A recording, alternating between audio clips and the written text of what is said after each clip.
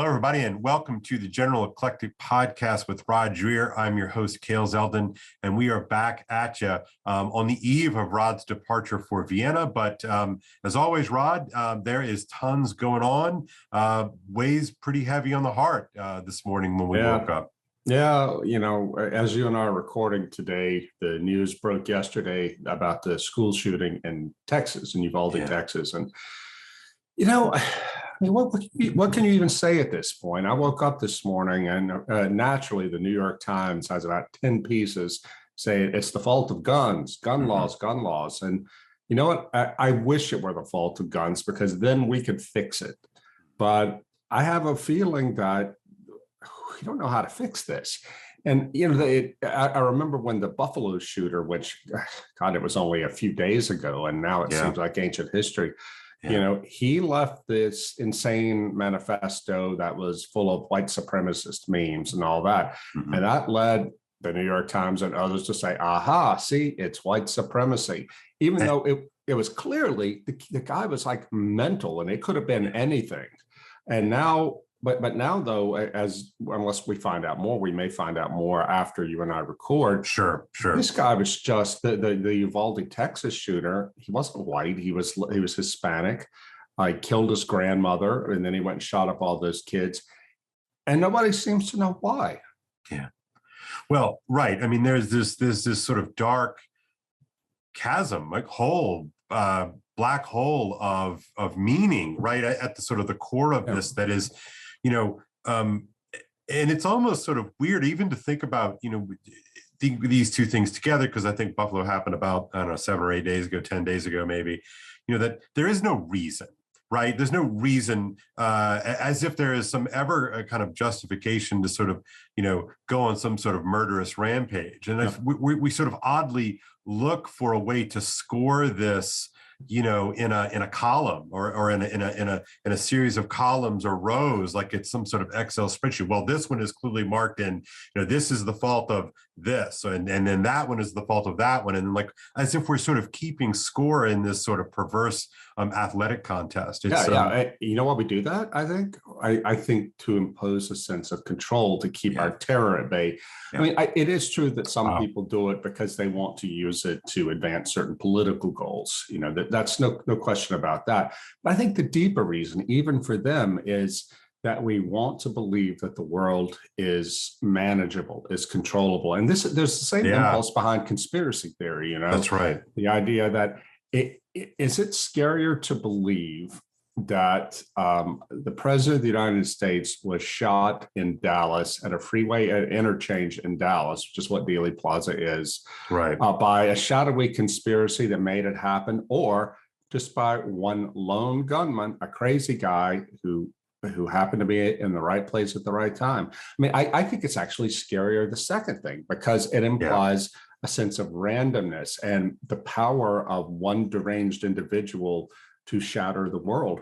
And I think that, the Uvalde shooting, the Texas shooting, unless something new comes out by the time this podcast airs, it is actually scarier than the Buffalo shooting, because at least in the Buffalo shooting, we can see that lunatic had a rationale, white supremacy or whatever, even though I think that was just a cover for his own insanity.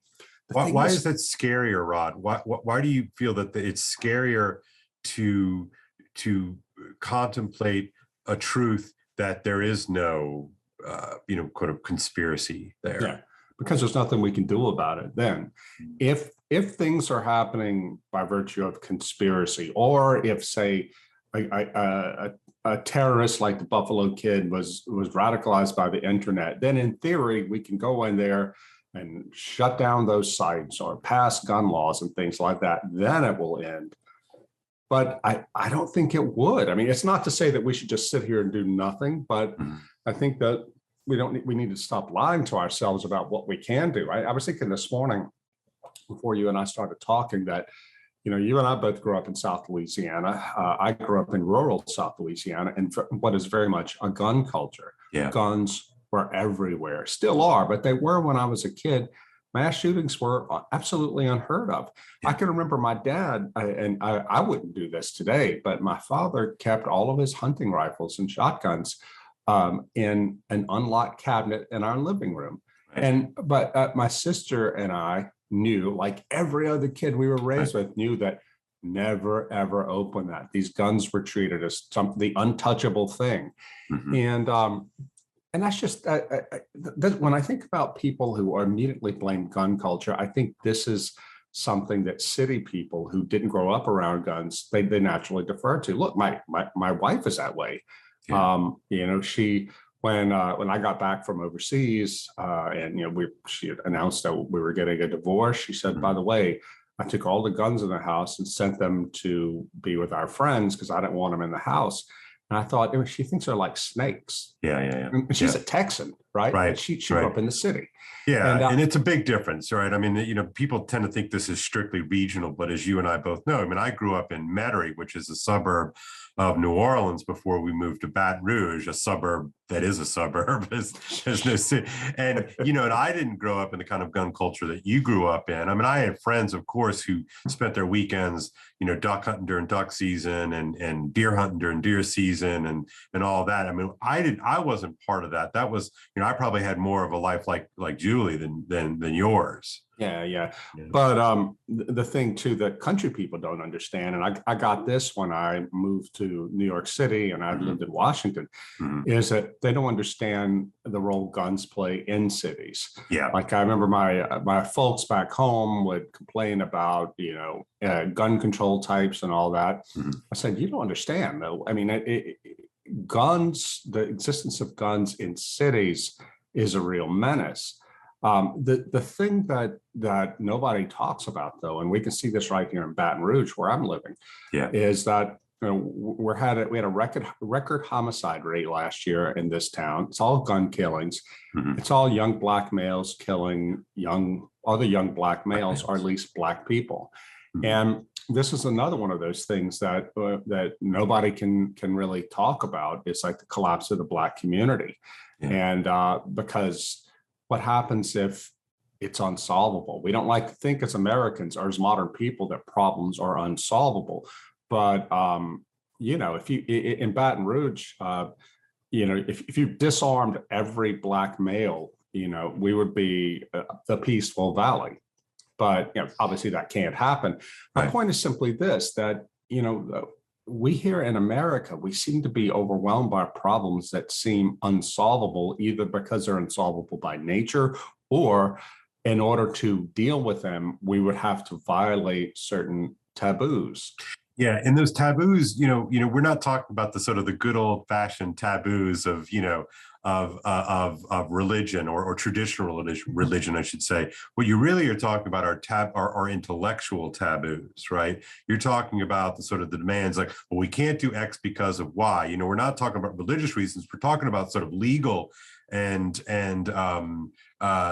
legal prohibitions. Well, how dare you take X away? Like this is a violation of my civil rights, right? Those are the kind of taboos you're talking about. Is that fair to say?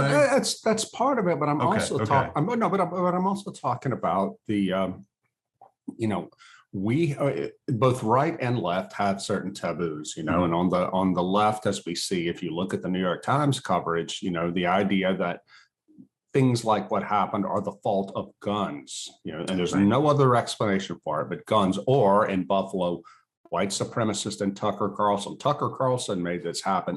Yeah. And it's just so pathetic at this Yeah. point. It's like Yeah. just grasping for a way to face down the nihilism, how nihilistic our country has become.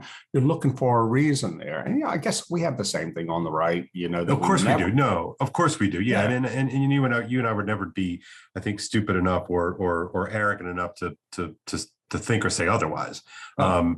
But it's important. It's important, that this nihilism, that you're talking about right now, it's just below the surface of this kind of thin veneer of culture or Yeah, something. yeah. Oh, look. And I think that's what's really kind of weighing on me this morning is like, we got nothing. Like there are We no got nothing. No. threads.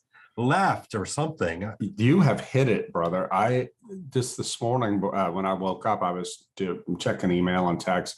I got a text from a friend in Budapest in Hungary, a Hungarian. He said, you Americans love to criticize Hungary, but guess what? We never have mass shootings here. And he's right about that. That's one of the things that really struck me about being in Hungary. It's a country that is much less wealthy than the United States is. But man, you have a sense of order there. I mean, the idea of mass shootings or the kind of disorder that we just you just take for granted living in America just doesn't exist there. And I think there are reasons for that. And some of them are, again, taboo to talk about. Like, for example, they don't have mass migration there. That's not really an American problem in the same sense. But, it's a European situation that if you want to look at where the violence is happening in Europe, it's primarily among immigrant communities. Well, Hungary doesn't have them. Anyway, that's a side issue. The point simply is that, other countries aren't as screwed up as we are on this front. We are just seem to be a violent country, and a country that is where people are so atomized that there is no sense of authority, nothing central holding people together. What is the difference, Ko? I think about what is the difference between growing up in where I did in the 70s, with guns everywhere, nobody worried about them at all, nobody had to worry about them, and today. I think that if you transported somebody from the 1970s to today, they would be really shocked by how much less cohesive and purposeful our country seems. Well, it's interesting. Similarly, I've been thinking a lot about this stuff, right? That we're chewing on right now, and at one point, I remember it's hard to escape. For me, it's hard to escape the thought that when Columbine happened, it permanently altered the landscape or the sort of the imaginative realm of what was possible. I have to stop you there for a second. I bet there's some listeners who are so young they don't even know what Columbine was. Can you very briefly? Yeah. So Columbine was a shooting. Gosh, what was it? Can you give me a date? In the 90s, was it? Yeah. Anyway, it was like the first mass school shooting that. So it was in Colorado, and I've done a decent amount of reading up on it, and reading the two boys who pulled this thing off, and I'm not going to say their names. I do remember the names, but I'm not going to say the names. I think that's in part sort of there's clearly a mimetic and copycat nature to these things. But they go into a school and they had no reason, right? They had no reason. They had no specific beef. It's not like somebody's boyfriend or girlfriend had gotten stolen. It wasn't that white supremacy or anything. It was just they wanted to watch the world burn. I mean, they were the Joker. They were Heath Ledger's Joker before HeathLedger's Joker. They were the trench coat mafia. They called it. That's right. And they went in because they could, and that really altered. I mean, prior to that, there was no such thing. If one of the listeners or viewers can come up with a prior to the Columbine thing, please put that in the notes. But anyway, if there's just something about all of a sudden you've got a whole new thing that you can do. As dark and as twisted as that is, it's like it's a new move, and you can walk into a school and just shoot it up. And how do you recover? Once something like that has been unleashed, you can't unsee it. Yeah, right. You can't unsee it. And if you are so inclined, if you are so fueled by the kind of nihilistic resentment that these boys were in Columbine, and it seems to be a kind of repeating thing, it's always tracked with mental health issues. But I think they're meaning issues that the only thing that these guys could conceivably do in order to achieve meaning in their lives is to destroy it. And Yeah. that is just a damning and frustrating reality. So I'm sympathetic to everyone who is angry and frustrated about this. I am not sympathetic, however, to their insistence.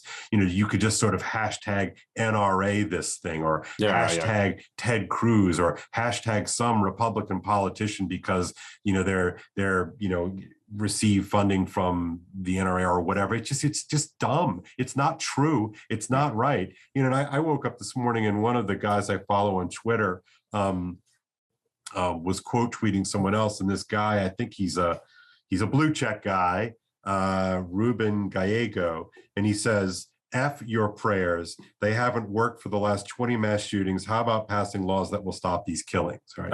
If it were that easy. Right, Yeah. right. And so then, this guy, Aaron McIntyre, he's somebody I follow, and I did follow him too. He's good. Yeah, he's great. And he says this, and I think it really struck a chord with me. He says, and he's being darkly ironic, but I think everybody can follow. He says, the key in the wake of any tragedy is to shred the few remaining fibers of social fabric or goodwill that your nation has left in order to commit moral blackmail in the name of advancing the rhetorical football one more inch. Wow. That's it. There you have it. I mean, Okay. that's a mic drop moment for me. It is. And this is,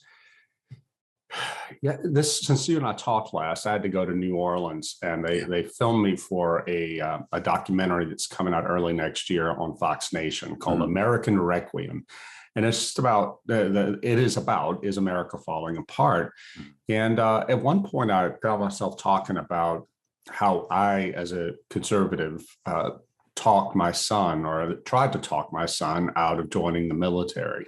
Yeah. Something that I would have been unthinkable 20 years ago. But and I had to explain why on camera. And it had to do with, I started talking about the Iraq War and how that disillusioned me about our leaders and the good faith of our leaders. I talked about Afghanistan and the Afghanistan papers and how we learned that the military just lied. They just lied about to keep us there, and about what that did to people I actually know here in Louisiana who fought in that war and who were damaged in that war. And what I could have said, but didn't, was talking about what the 2008 financial crash taught us about the financial elites, that we were told during the post-Reagan years and during the Clinton years, Wall Street is our friend. It's making us all rich. All of this stuff just shattered my belief in the goodness of our order. And now, as you and I are talking, it seems that our elites are rushing to get us involved in another damn war, this time with Russia. It's like they don't have any comprehension of what their actions do and say to ordinary people. And while we're on the topic, these are the same elites who are passing laws and implementing policies and institutions that treat people like you and me, white, heterosexual, Christian males, with contempt.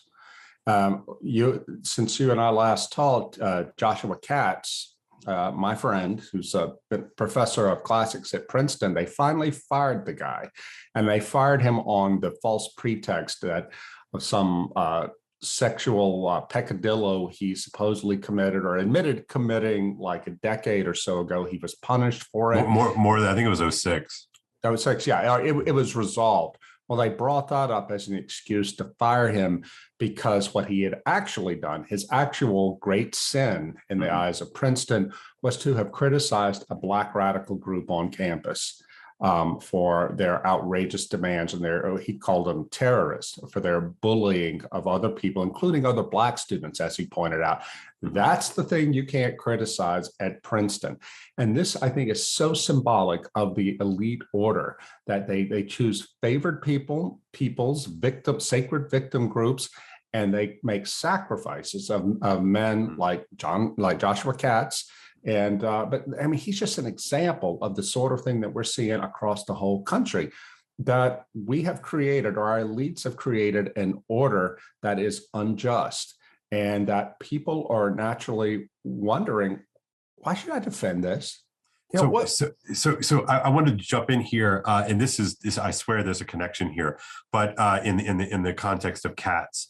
And I was watching and I'll put the link is here below in the show notes, a video from our friend, I guess more your friend. I just watch his stuff all the time, Jonathan Pageau, and he was talking about sacrifice and why humans sacrifice, and he was sort of doing that. Not contra Girard and Rene Girard, but sort of trying to fill some aspects of that out. Anyway, he says, we kill for two reasons. We sacrifice for two reasons, right? And we sacrifice in order to protect or to advance.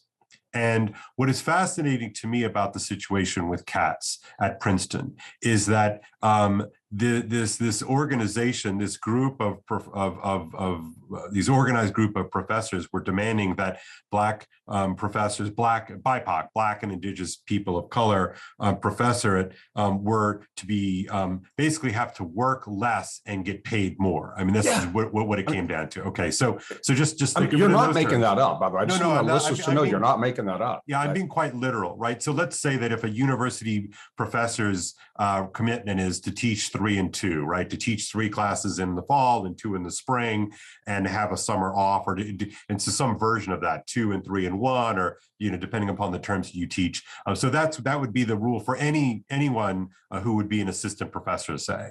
Well, the demands were that because of all of the emotional labor that so-called BIPOC professors have to deal with, just because they have to bear the burden of being a person of color in a white institution oriented and animated by white supremacy, they should only have to teach a fraction of what their equivalent white professor would have to teach. Whether the white professor was on board for wokeness or not, whether they were conservatives or not, it didn't matter, right? It was really about these immutable characteristics. And so Katz pointed out, of course, that this was absurd, and this is going to create fracture amongst the professorate, and it's going to destroy the fabric, as we've been talking about, the fabric of the institutional culture at Princeton.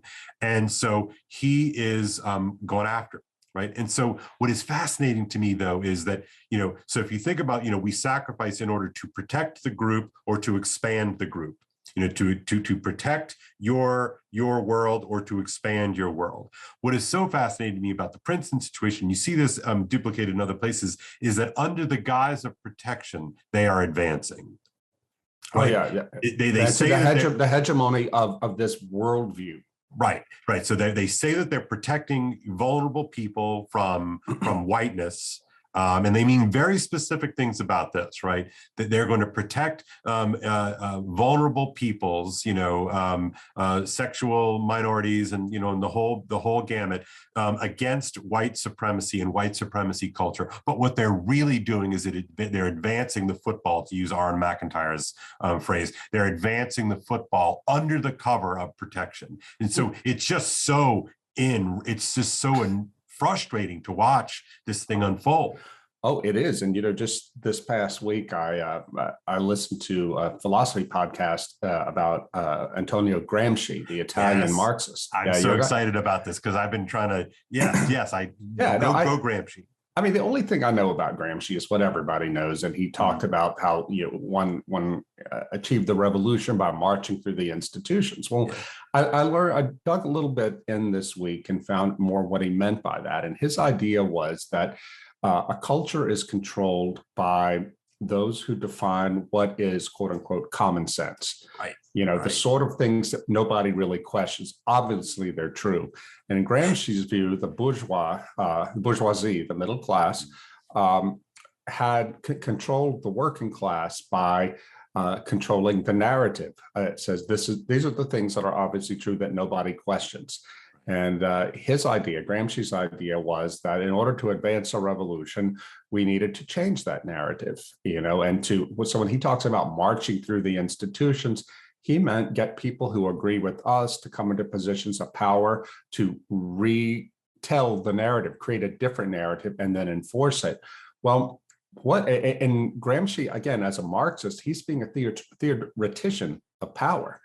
And so if you understand what's happening at Princeton from a Gramscian point of view, and it's really useful, you see that what this is about is not about morality at all. This morality is It's simply a cover. It's a cover. It's a cover It's a story. cover for power. Yeah. You know, Yeah. and this is what somebody ought to write a book, man. If I wasn't already committed to writing a book, I would write a book called Gramsci for Conservatives.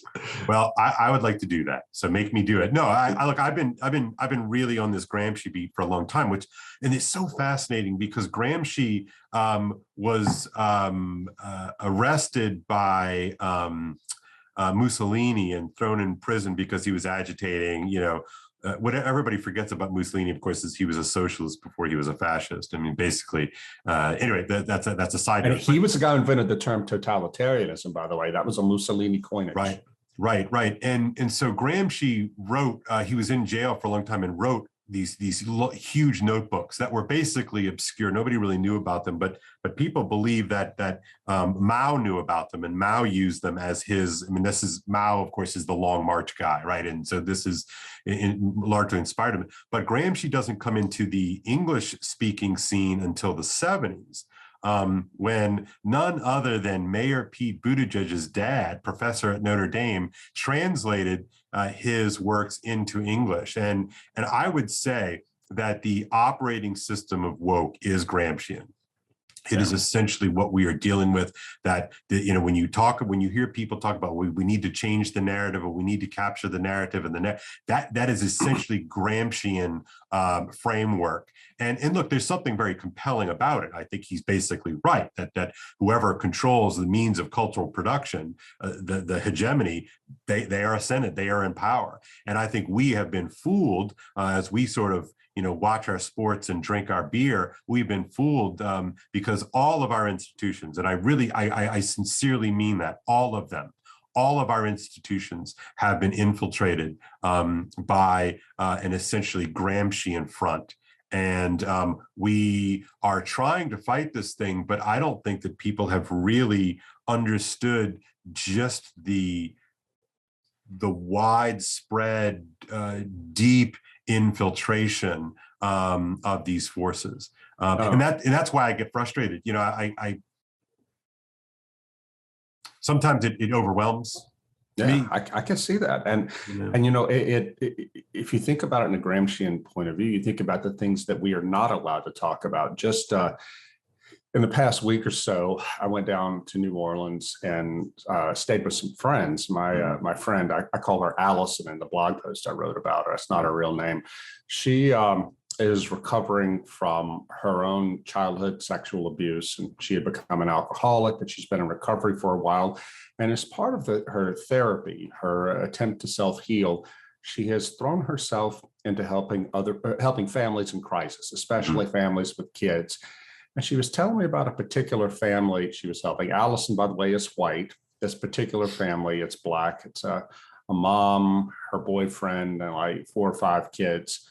And man, they were hard up against it. When she encountered them, they were living in a hotel out on in the human sex trafficking district of the city. I mean, it was horrible. And but as Allison began to tell me about all the challenges this family faces, you realize that what really ails him is that the mother figure here had no idea how to be a parent because she was never taught it. In fact, Allison said on Mother's Day this past year, the mom texted Allison and said, "You taught me more about being a mom in the past year than my mother ever taught me."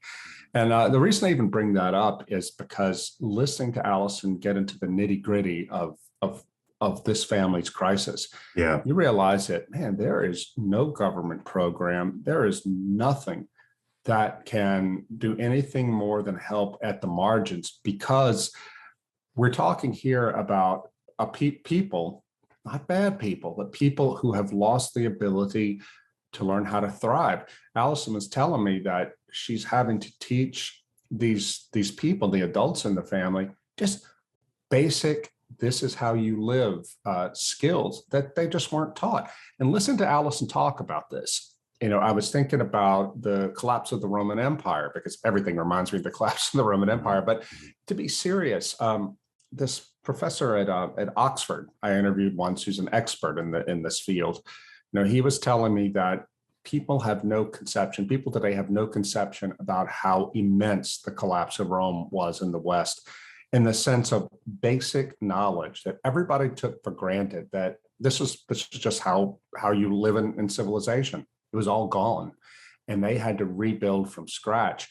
Well, in a similar way, these people like this family Allison is helping, they come out of American inner cities where everything has collapsed. The family has collapsed. Social order has collapsed. And this is why you have these cities ruled by young men with guns. These inner cities ruled by young men with guns. Well, to extrapolate that out to where we are now, I fear that we are headed very rapidly in the situation becoming more general, in our society, and we have no idea what to do about it. And this is why I think you see among our elites, who the last thing they're ever going to do is look at their own role in this, but they're taking, to go back to what Aaron McIntyre said, the last shreds of what could unite us as a nation.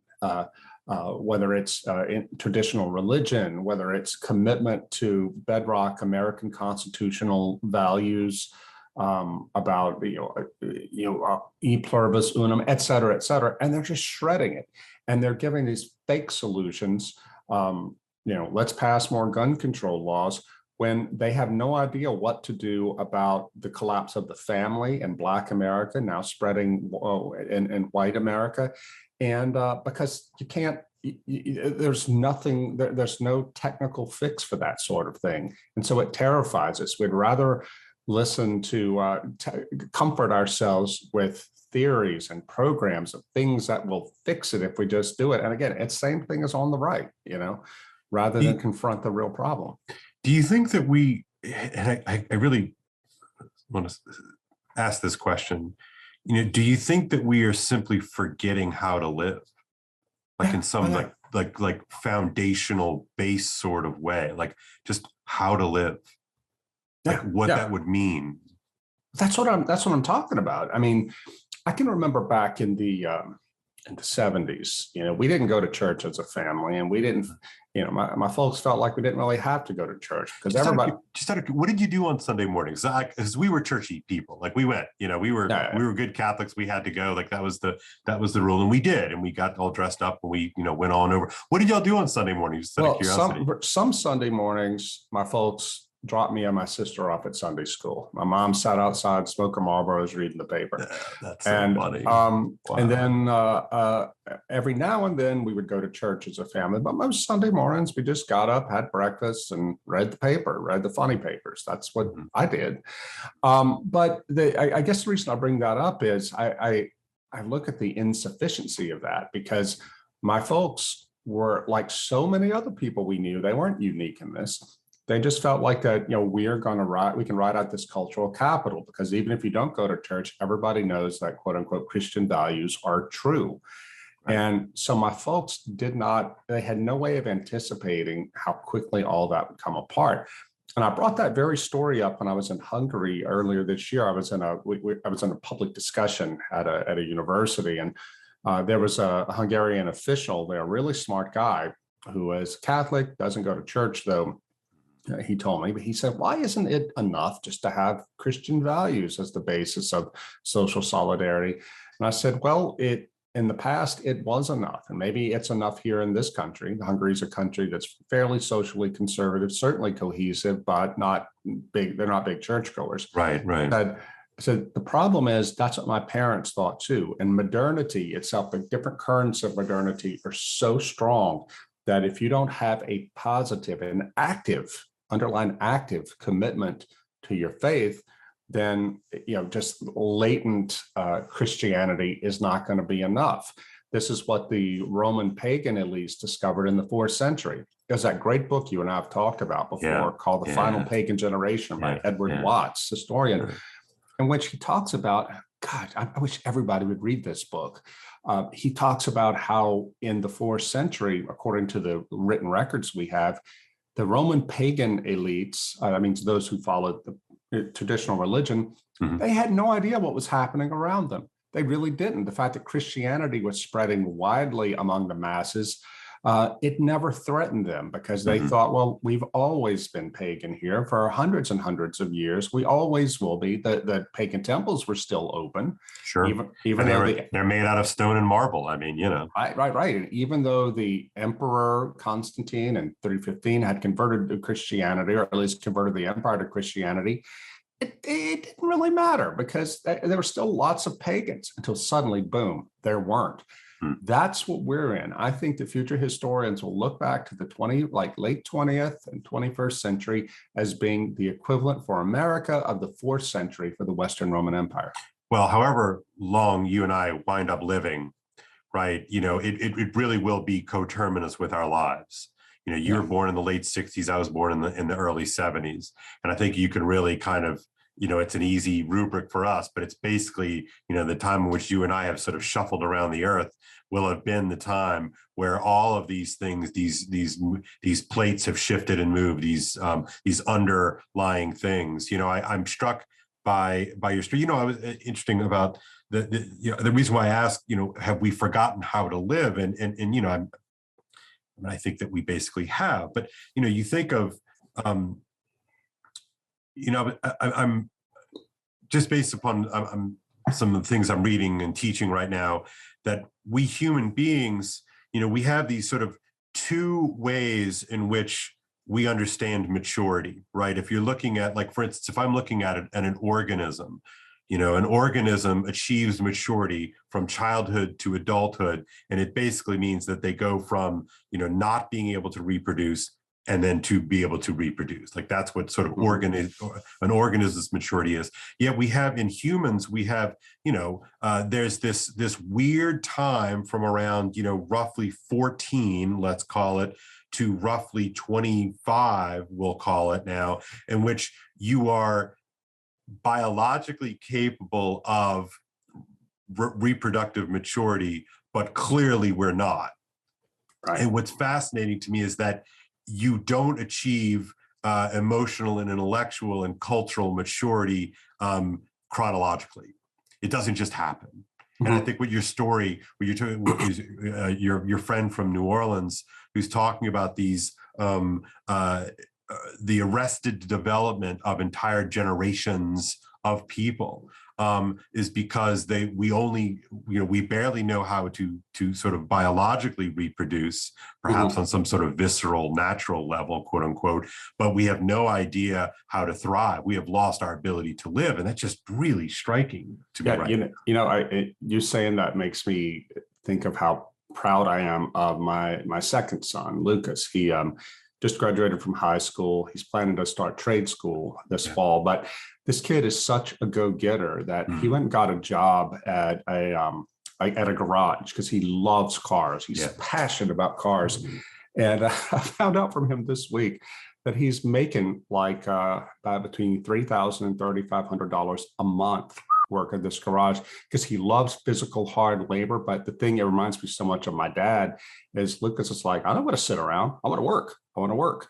And the thing is, he's not going to college. He's going to trade school. That's his choice. And his mother and I support that choice. But the thing that makes me so proud about him is he has what so many young men today seem to lack, which is this deep inner drive to build things, to like build his own wealth, but also just to work with his hands to create things. Nothing makes him happier than doing hard physical labor. And a lot of that is in his nature. And my wife and I used to laugh at how much he resembled his grandfather, my dad. Yeah. But I thought the world of the future, I mean, it's a lot of things are lined up against young men like Lucas simply because, he's a conservative white male, but he will thrive because he knows how to do things with his hands. And he's already at age 18, got a really good salary. And this is just his summer job, while he goes to trade. And he's going to own his own business one day. But I think that here's a guy who is built to thrive in a period of crisis. But this is also the kid that I discouraged from joining the military because I do not think that the elites in this country, Republican or Democrat, give a rat's ass about him. He's just cannon fodder for them and for their schemes. And this, I think, is something that's politically quite dangerous for our country because Why? What are you thinking here? I mean, because I certainly track you in terms of the concerns about the military and that it's a viable option. But if you could flesh out some of those concerns? Yeah. Because what are we defending?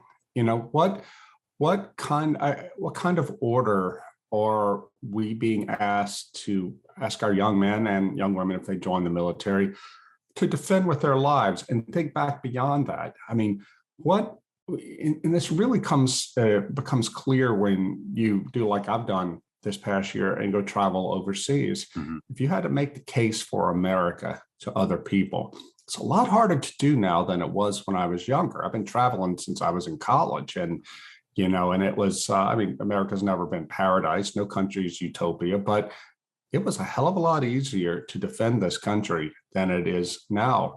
And I was telling the guys from the Fox Nation piece that, when I travel in Central Europe now, which is the term we use for Poland, Hungary, Czech Republic, Slovakia, former communist countries, I was traveling over there, and to see the resentment in the people there at what America stands for today. I remember this older man I talked to, he said, during communism, we looked to you for hope. Yeah. You were a good place. And now we look to you with fear and resentment because so many of the ideas that are poisoning the minds of our young, they're coming from you. But he was talking about, in this particular context, LGBT, but he was also talking about this race consciousnness, which is going to be less of an issue for them because they don't have large minority populations, but just the idea of identity politics. And this particular man and I didn't really get into it, but I bet if we had at that level, he would have talked about this is what the communists did to divide us, Well, it begs the question. I know that's the wrong use of that phrase. Sorry. It raises the question. It raises the question. Thank you. It raises the question that I have, and you and I have sort of chewed about this before, but it's like, and Yoram talked about it in the last episode, do we trust any so-called conservatives? Do we have any sense that they can actually conserve anything worth conserving? No. And it's that last part, that idea of conserving something that is worth conserving. I mean, what do you see, now in sort of this moment that is worth conserving? I mean, it's a tough question. It's a tough question, Cale, and you bringing that up in context of how we started this conversation, talking about American nihilism. It's an extremely pointed and painful question because when I think back to the time I spent in Hungary, this is what the Hungarians think is worth conserving. They feel like their nation is worth conserving. They feel like they have a unity, whether they're on left or right, and they fight bitterly on politics. But they're one people. They have their unique language. They have a history. It's just so striking as an American to go over there and feel that you're part of a real nation, not a country, but a nation, if you follow me. And to feel like how much of that has been lost here. You remember as well as I do how united we all felt after 9/11. We were attacked. Yeah. But yes. My God. It was amazing.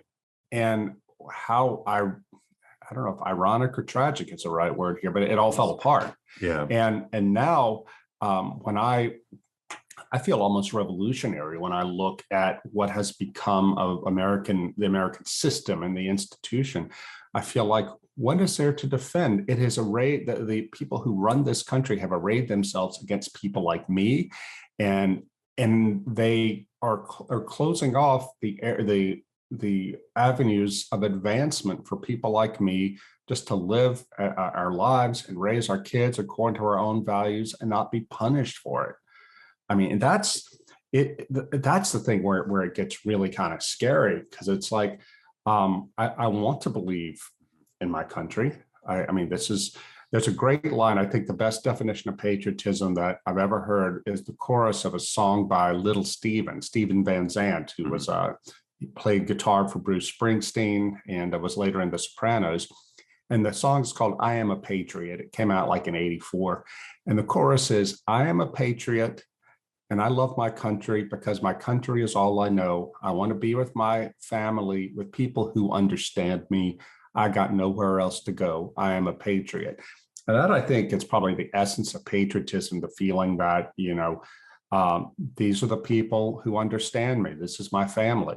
Well, this is why I've been really kind of troubled and convicted in the wake of the conversation we had with Yoram, because he's so insistent on this idea of like, what does it mean to be a conservative? Well, what it means to be a conservative is to live as a conservative, to nest yourself into a tradition and traditional ways of being and all that. And it's really striking, because I'm an exile.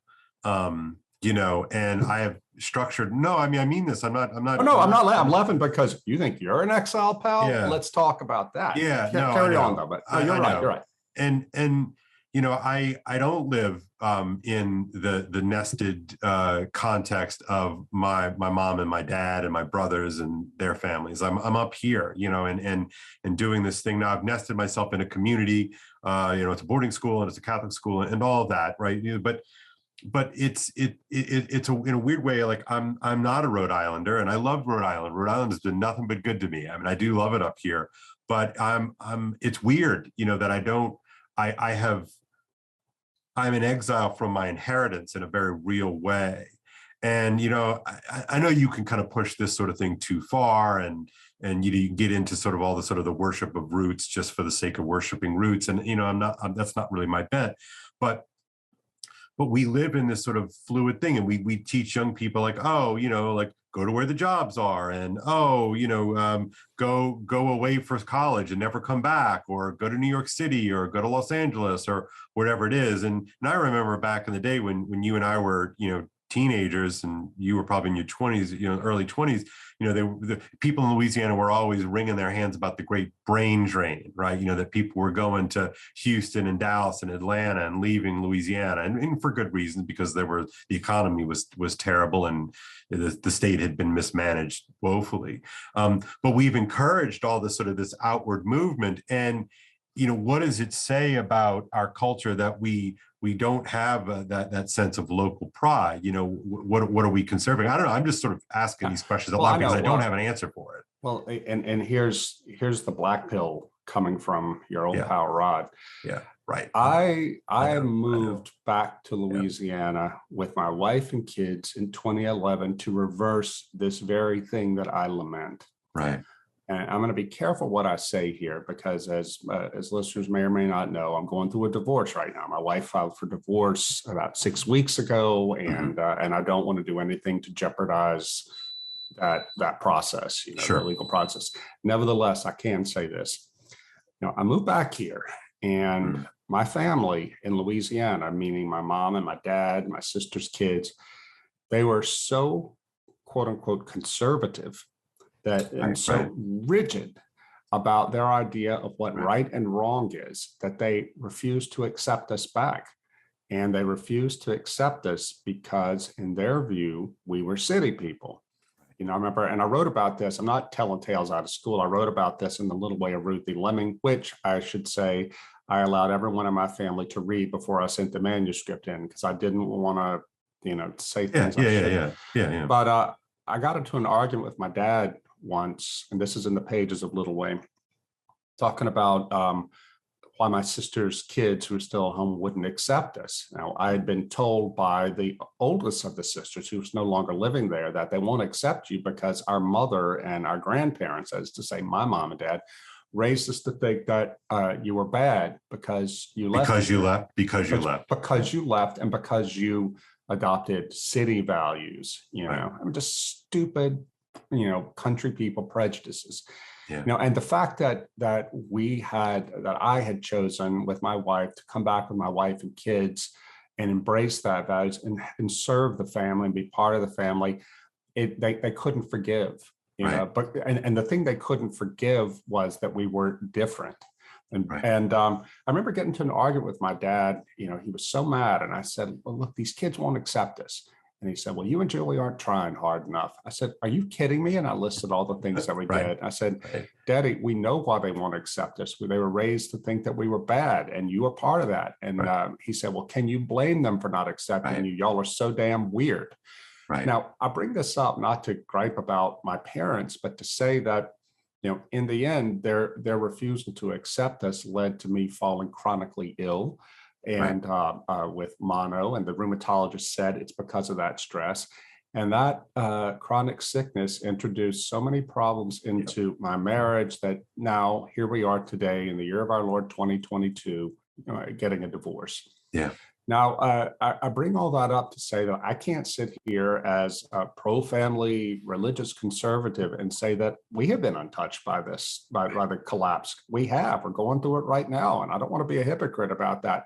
What I do want to say, though, is that one thing that just it makes me so angry now to think about the self-righteousness of so many conservatives, people like me, who think that, oh, these are things that only happen to the bad liberals, and it's the fault of the liberals for the breakdown of the family. Now, I can point to you that my super conservative, super traditional family in small town Louisiana, I'm not blaming them for the breakup of my marriage, but they played a role.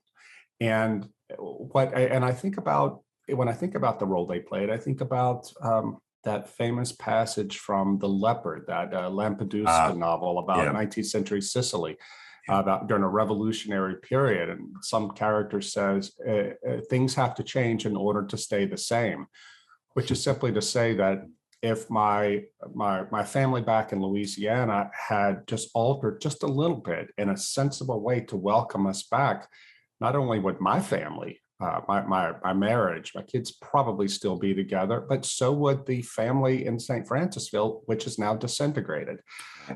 I bring that up again, not to gossip, but a lot of this has been made public anyway, but to say simply that, to issue a challenge to our colleagues on the right, that this is not such the disintegration and the nihilism that we're dealing with now is something so much more profound than simply saying, well, we've got to get critical race theory out of the schools, and which we do. Don't get me wrong. Right. We've got to get LGBT and all that, rein that in. Yeah, we do. But man, what's going on now is so much deeper and harder to deal with.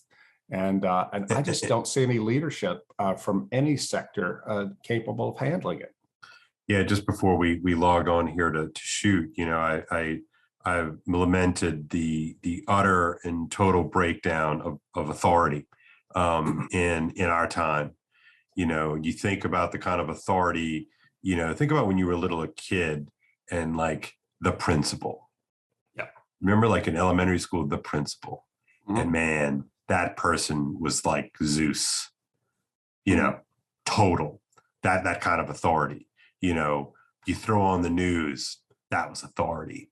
You went to church, and despite the folk hootenanny masses that we went to, like the priest was still like in charge.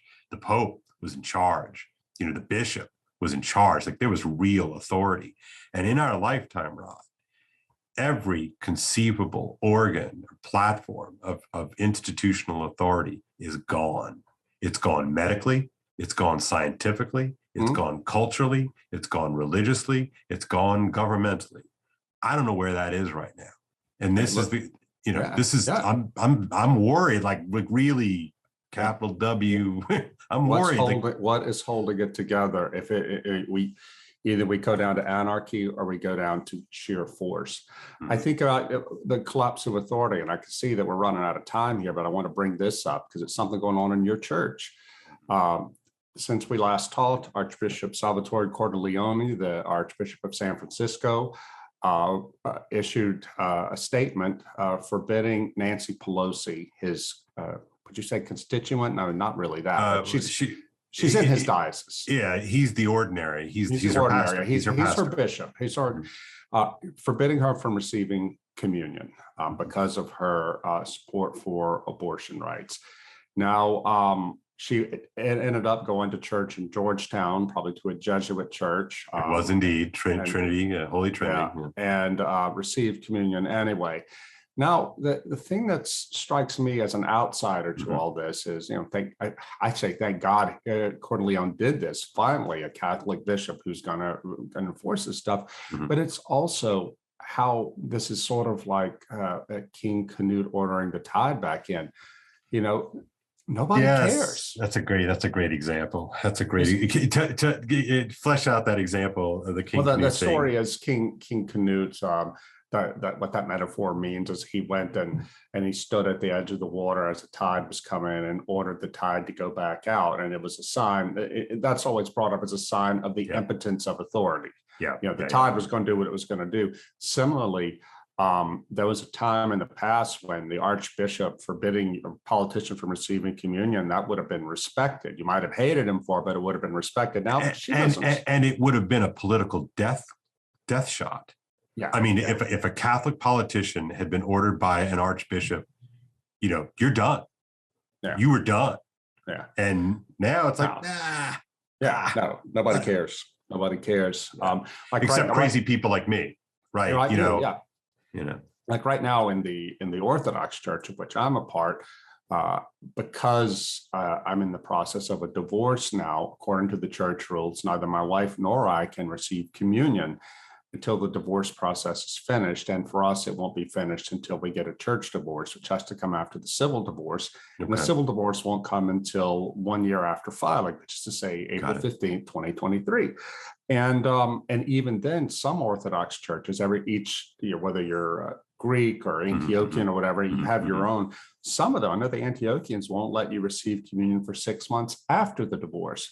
Whatever the case is, I recognize this. I hate it. I want to receive communion, but I recognize this as a lawful order by the bishops. And so does my wife, and we live by it. I'm not going to complain about that because, you know, and I see the reason for this because what they're doing, they're trying to say marriage is such a good and divorce is such an evil that you can't, I mean, even though I didn't file for divorce, but I can no longer receive communion until this is settled. But I respect the authority. The thing is, people like me, people like you who do respect authority, we don't have to worry about that. But I got to say, we've been talking this whole time here. When I see General Mark Milley, the head of the Joint Chiefs of Staff, you know, the super woke senior military officer in the U.S., do I respect that man's authority? I respect that he has his position legitimately, but I don't respect him. I don't think he uses that authority well. And it's hard for me to look around our country now and see leaders, religious, political, cultural, God knows not academic, and see people whose authority is anything but authority in name only. Yeah, you know, I in my conversations with you and a couple of my other friends, you know, this is something that I'll regularly sort of pepper into our conversations. Like, can you tell me somebody you respect? So, can you tell me some person in authority that you can respect, and that you have, you know, beyond your, like, my own desire to respect authority and to submit myself and my own wishes and desires to something greater. In other words, a sacrifice. Like, I have a hard time coming up with like a name. Yeah. And I say that, I don't say that, I'm trying really hard not to say that as some sort of like, I don't respect anybody, screw all those, you know, but I want to respect. Right. I want this, and I can't, I don't know where it is. Yeah. And that was, you know, we talked a million times about my losing my Catholic faith by writing about the abuse scandal. But for me, I was not prepared for the internal shock and the conceptual shock of realizing how utterly freaking worthless so many Catholic bishops were, and how the thing that the Catholic Church claimed and that I believed was such an advantage of it, this deep authority, this rock upon which we can stand to resist the raging torrents of liquid modernity and all the things that helped bring me into the Catholic Church. When I realized that, you know, these guys just use their authority to have sex or to protect their own gay priest buddies from having to answer. You know, I don't want to go down that road again. Or just the power itself. I mean, you look at, it's good to be, as Mel Brooks says in The History of the World Part 1, playing, I think, the role of Louis the 16th. It's like, it's good to be the king. Yeah. Like, it's fun. It's good to be in power because, you know, what the hell? I don't have to answer the newspaper. I don't have to do this. I don't have to, like, it's good to be the king. Well, and this is the same thing I heard when I was in Poland in 2018 or 2019, reporting for Live Not by Lies. This elderly Benedictine, Father, I forget his name now. He died of COVID, but a very well-respected older Benedictine monk. He said that he agreed with me that the church was collapsing in Poland, and Poland was going to go the same way as Ireland in 10 years. And I asked him why, and he said the pride of the bishops. They were so proud of their authority and just rested in their authority and never imagined that their authority would ever be questioned. So they didn't do the kind of things that would command respect. By contrast, I think about my late dad, who died in 2015. He didn't have any kind of power. I think there's a good distinction there between power and authority. Yeah, I think that's right. But I think often confused, but right. Yes. And I mean, he was just a retired civil servant, but I think about how so many men from our little community would gravitate to my dad and come to him for advice, come sit on his front porch and talk to him, because that man had so much natural authority. Yeah. And it was authority that was not based on an imposition of power. He just was thought to have wisdom, and not only wisdom, but physical courage, the things that most men with authority are respected for. Yeah. And I don't know if you can teach that. I think you can draw it out of people. You can educate it. And take those natural instincts. J.D. Vance talks about this in Hillbilly Elegy, about how he was just a mess growing up in broken family and all that in Appalachia, but his grandmother held together some semblance of life for him. But it wasn't until he got to the U.S. Marine Corps that the imposition of order from the outside ended up making him the man that he was. So I just bring that up to say that there are things we can do to cultivate these natural instincts in people, but we seem to have created a society in which all these virtues that are necessary to live and to thrive in civilization are either ignored or actively suppressed. Yeah, Yoram made a suggestion of Joshua Mitchell's America Awakening, and I just downloaded. I'm actually listening to it on Audible, and Mitchell makes the point that we must take up our inheritance. I mean, he's really stressing this idea of an inheritance, and I don't know if Mitchell says this or something else I read, and I'm kind of making this connection, but it would seem to me that we have yet to recover our sense of authority, our sense of inheritance through the various revolutions that we've lived through. And most seriously, of course, has been the sexual revolution that we still live downstream from. And I think that all of these strands are kind of caught up, that the loss of authority has been yet another perhaps the most important victim or loss or casualty of the revolutions that we've lived through. And how then do you sort of prep a generation to reclaim that inheritance of authority? And interestingly enough, one of the things when you read the Gospels, one of the things that is incontrovertible about Jesus everywhere he goes, from the time he literally gets up in temple, at the age of 12, is that he speaks with authority. He seemed to just have, obviously for good reason, you could have, but that his authority was so clear and so obvious. And what is fascinating to me in terms of the Holy Spirit is you look at somebody like the way that people talk about Peter and the way that people talk about Paul. It's like these were men who embodied the authority that had been given to them. They never shirked from it. It's a tough burden, of course, but they never shirked from that responsibility. And I think we have to inspire, the next generation to claim that authority. Yeah. But and how do you do that in a civilization that has put all authority in the sovereign choosing self? Yeah, that is amen. Yeah, as Paul Vanderklay always talks about, the secret sacred self has become ascendant, and this, of course, is in line with what Truman has been talking about in his great work. And it needs to be reordered, right? We need to find that balance or something. And meanwhile, I myself am about to head back into the Divine Comedy. Because I have thought about my own situation here. I tried to do the Odysseus thing and make the Nostos journey back to my home town, and it has been nothing but destruction for me. Yeah. There's no family left in St. Francisville. Now my family is disintegrating here. There's no Well, choice. and as I quipped to you in a text the other day, I mean, you're living through domicide. Domicide, that's a great Yeah. coinage, the Mm. murder of home. And Yeah. now, what is home for me? Mm. I feel like that once again, Dante becomes quite relevant to me Mm. because he was never able to go home to Florence. He lived the rest of his life in exile. So, That's right.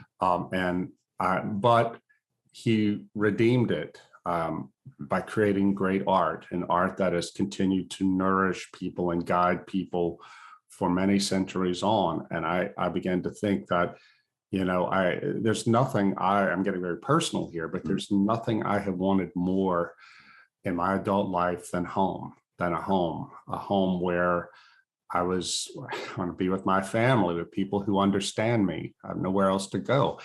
And my attempt to reclaim that, what had been given, was rebuffed. And I don't say that poor, pitiful me, but it's just helping me to understand how even people like you and me who are religious and who are conservative and who care about the right things and have the right disposition, I think, towards these things, even we can't control this future. Because I thought, when I wrote Little Way of Ruthie Lemming 2012, I had completed the entire book except for the final chapter. And I took my niece Hannah to Paris.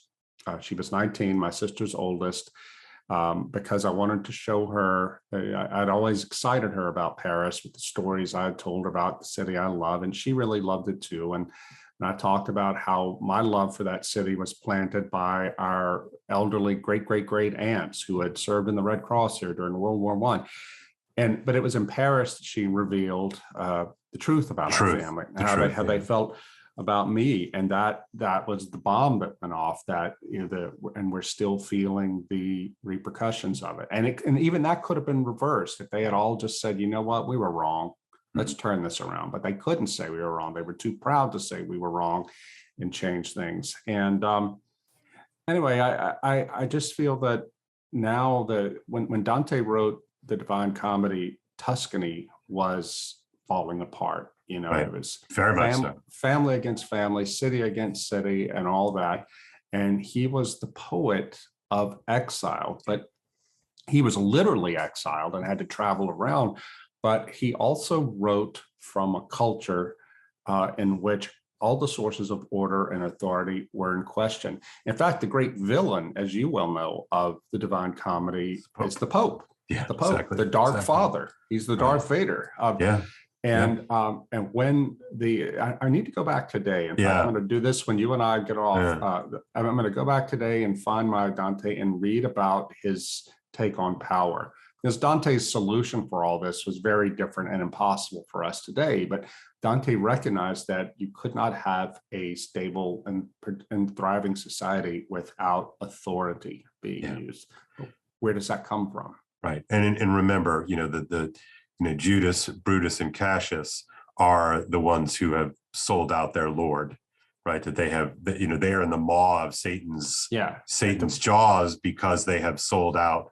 They have been treasonous against the Lord of order, right? That's right. That really is what it comes down to. Well, look, your story, sort of two things strike me. Your story is very kind of reminiscent for me of Gabriel Conroy in James Joyce's The Dead, in which he sort of finds himself at a Christmas party and he realizes he's humiliated because he realizes that he's not in control. As much as he wants to be in control of his world, he's not in control. And there are worlds beyond the horizons of his own consciousness that he simply can't create. And I think that there's a real lesson for us in a Dantean way, because as you are saying this out loud, the scripture that keeps pounding, sort of coming to the forefront of my consciousness is, we have no abiding home here. We have no abiding home here. And I think that's what Dante saw.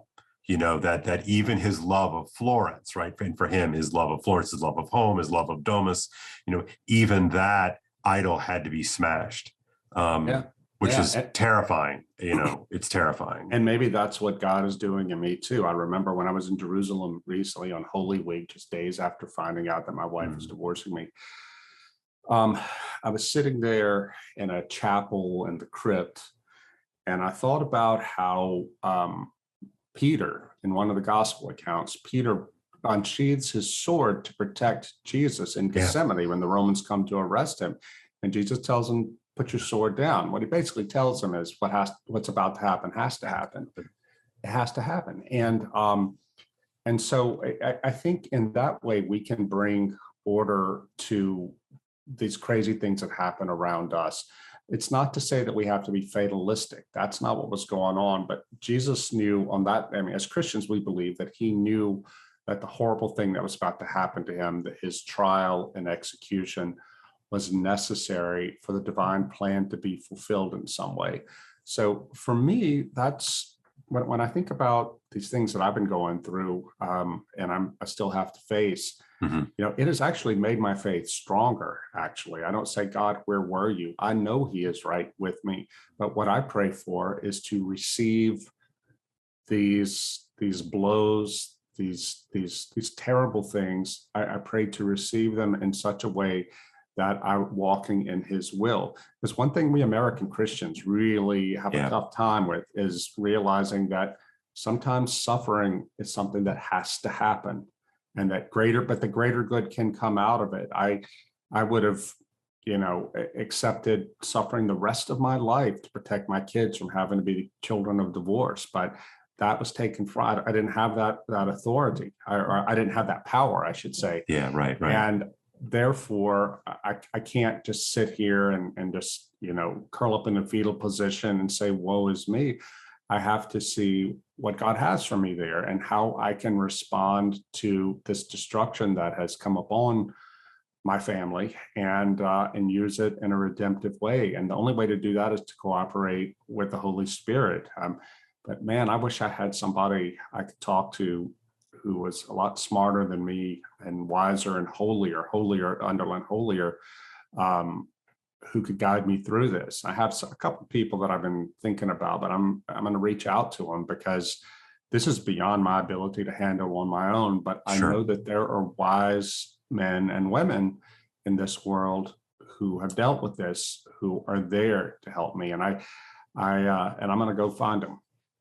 Yeah, I think what the last thing I'll sort of say here is that I think what's so devastating for me to watch through all this, with you and for you is like, I know, that the only thing, that people like you and me care about is this, and it's the very thing that is, crumbles, it crumbles around us. I mean, I can, I really struggle, Cale, to be honest, with some people. I mean, I haven't followed social media. I hear that some people are saying really nasty things about the right-wing Christian guy. Aha, he's getting a divorce and all that. I don't follow that. But on my Substack, I got into it with one of my subscribers about this sort of thing. And and there's a lot I'm constrained simply because I want to respect the privacy of my wife. And the divorce, by the way, is. Well, no divorce is amicable, but we're trying for the sake of our kids to just be calm about this. But I think that there is still among a lot of conservatives such a faith in imposed order that they can't bring themselves to recognize that sometimes things fall apart and for reasons we can't help. And if I were able to sit down and tell the whole story about how this happened, it would be a long and complicated story. And what it would ultimately be is the human story about sin and brokenness going across generations. Right. And that's a scary thing too, when we realize that because we're not just us. We're not just us. It's not just Rod. It's not just Cale. Like we're more.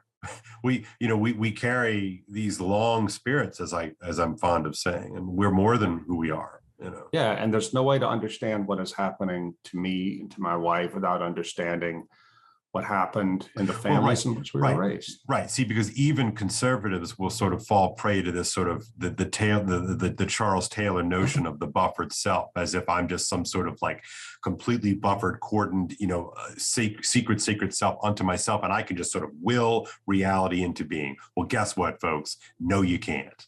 Yeah. I somebody said online that if you were really a faithful Christian, you wouldn't have divorced. And I said, wait, if the reason we kept this thing together through an immense amount of suffering, I mean, and you and I are good friends, you know the kind of suffering that I've been through and that my wife has been through. The reason we endured all that is precisely because we're faithful Christians and wanted to honor the vow and wanted to protect our kids. So this whole thing has taught me more mercy than I had before. And it's weird. I think back to myself, in my mid-20s, fresh convert to Catholicism, very consciously Catholic Orthodox, and and ready to rail against the permissive liberals and all that. And it wasn't that I was necessarily wrong about a lot of that, but what I was wrong about is thinking that we had more control as human beings over the world than we actually do. And, that brings us back to where we started, my friend, about these insane shootings. I think, go ahead. Yeah, there, but for the grace of God, go we.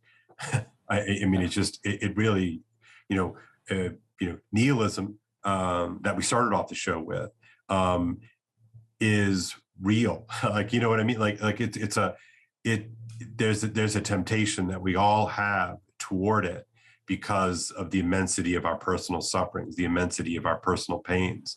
And yet you and I, of course, understand, we bear witness to a truth and a goodness and a beauty that is larger than the temptations of nihilism.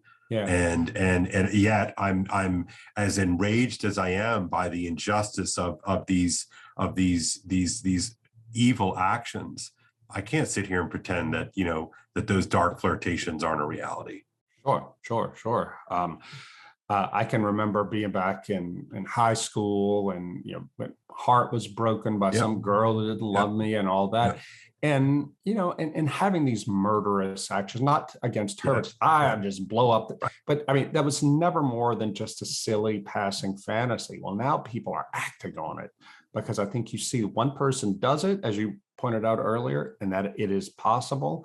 And if you don't care about anybody or anything, then you do this. And I think though, and I think we should probably end on this because it's a hopeful note. I got into an argument on my Substack with this particular reader who was a Protestant, and accused me of being heretical because I talked about being on my Substack about being in Jerusalem, praying there at the foot of Golgotha, the literal Golgotha, a little small hill where Jesus was crucified. You can go pray there. It's inside the Church of the Holy Sepulchre. And I prayed about this divorce, and I prayed that for resurrection. I had hope that out of all this death, the death of my marriage, if there would in some sense be resurrection, because Christ rose from the dead, and that's the only hope we have. And she said that I was being heretical, comparing this divorce to what happened to Jesus. And I'm thinking, man, you have no idea what our faith is about. That this is the hope that out of the death does not have the final say, whether it's the death of a human being, whether it's the death of a marriage, whether it's the death of a family, whether it's the murder that demon in Texas committed against these children, all those broken families in Texas and in Buffalo.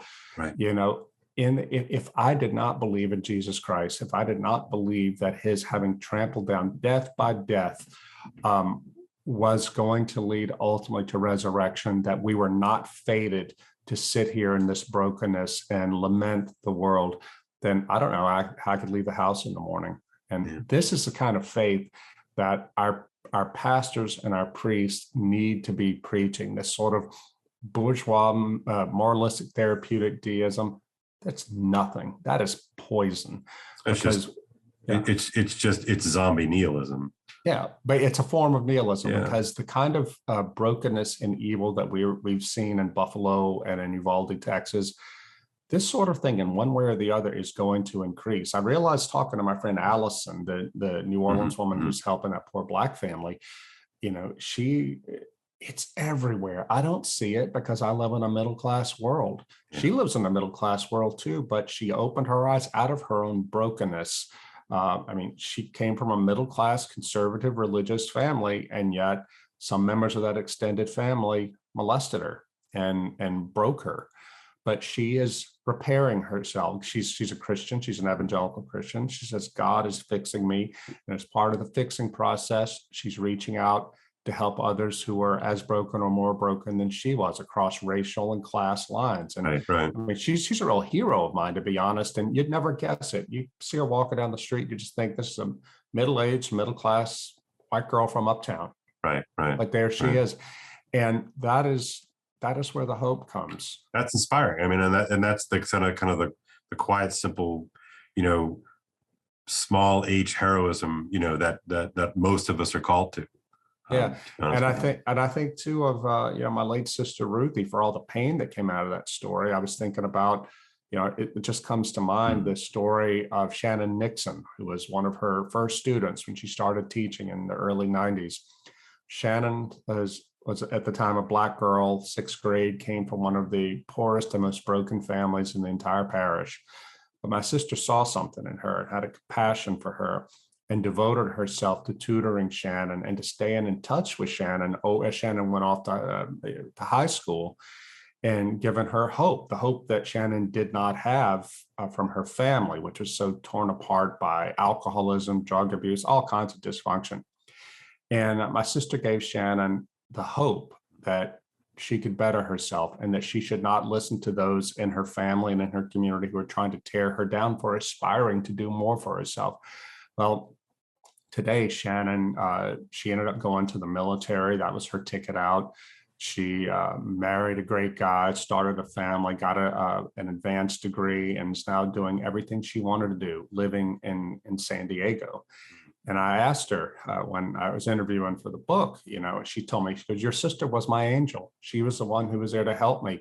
My sister, in other words, was the authority figure who spoke into her life and all the brokenness and let her know that this brokenness around you, it's not all there is, and you do not have to surrender to it.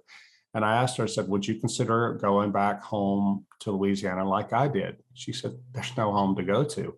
If I went there, my family would, they would do to me what they do to each other. They tear each other apart. Yeah. No, that's right. So she had to create a home for herself, a good home with order, stability, and love within which to raise her children by leaving. Yeah, because otherwise it would have been a disaster. Yeah, and what haunts me today, Cale Zeldin, is if we had never gone home to Louisiana, would my marriage still be together with my family? And there's no way to know for sure. I think probably so. Yeah. Well, on that happy note, we have crushed our audience today.